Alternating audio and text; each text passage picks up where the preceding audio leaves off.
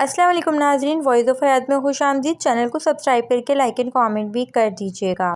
अगर आपका पेट फूलता है और ये आपको बहुत ज़्यादा परेशान करता है और आप जल्दी फूले हुए पेट से छुटकारा पाना चाहते हैं, तो आज हम आपको 5 सेकंड का एक ऐसा आसान टोटका बताने जा रहे हैं जिससे आपको रातों रात भरे हुए पेट से निजात मिल जाएगी।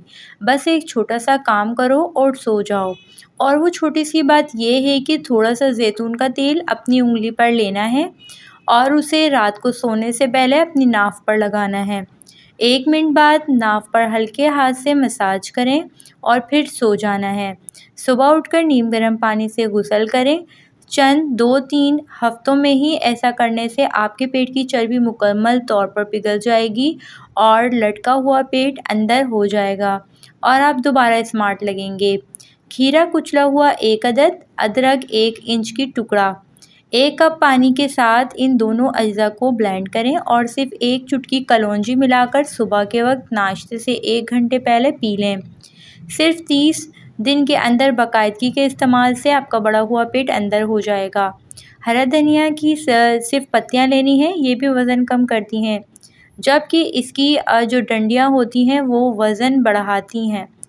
ठीक है, तो आपने सिर्फ पत्तियां लेनी हैं।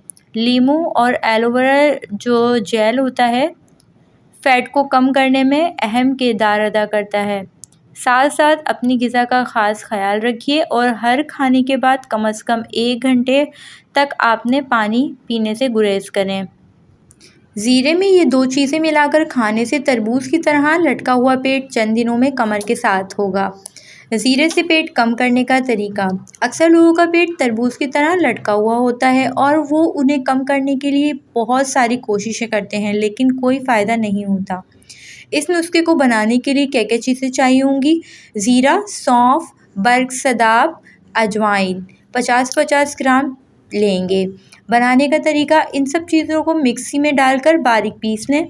इस्तेमाल का तरीका, आधा चाय का चम्मच सुबह नाश्ते और आधा रात खाने से पहले सादा पानी के साथ 2 महीनों तक मुसलसल लेना है।